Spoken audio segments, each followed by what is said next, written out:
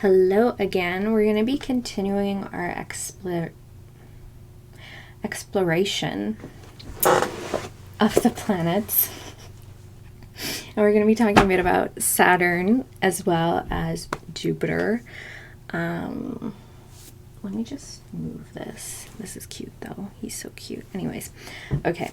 So, Saturn and Jupiter.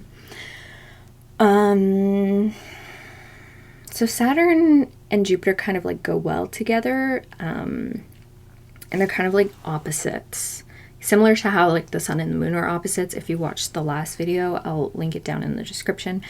But if you watch the last video, the sun is like the conscious self, and then the moon is kind of like the subconscious, like the stuff you're not really aware of, your emotional reactions, stuff like that.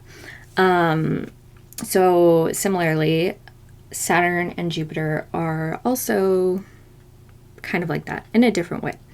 So Saturn is oftentimes, like a lot of modern astrologers will say, that it's like a planet of restriction. So where Saturn is located in the birth chart, that can indicate like some difficulties or some restrictions. So like, for example, if like Saturn's in the 10th house, like a lot of astrologers might be like, oh, well, that's like means that your career, because that's what the 10th house represents, your career is going to be like restricted, or you're going to have to like really work, right, for a good solid career.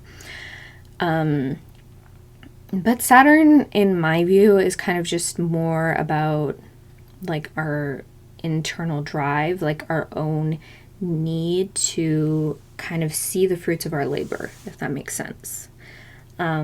It's the need for you to see your own actions producing result, right? So it's an internal thing, right? It's like our need to do things and our need to be successful through our own work, right? That's kind of what Saturn is. So Saturn's actually not like, I personally wouldn't interpret it as like a bad thing wherever it is in the birth chart. Like, it doesn't necessarily signify restriction all the time, although that can definitely be like one interpretation of Saturn. Saturn is just like a serious little guy. Yeah, and Jupiter's basically the opposite of that. Jupiter is like your need for faith in the universe, your need for faith in a higher power, right? And Jupiter is often thought of as like an expansive energy. So wherever Jupiter is in the birth chart, that's going to kind of indicate a place where you're going to find, you know, a lot of luck potentially, right? So again, going with the 10th house, like if you have Jupiter in the 10th house, you know, you're going to see like a lot of good career prospects, right? So yeah, Saturn is basically our internal drive, our internal urge to actually like see our own actions have an effect, right?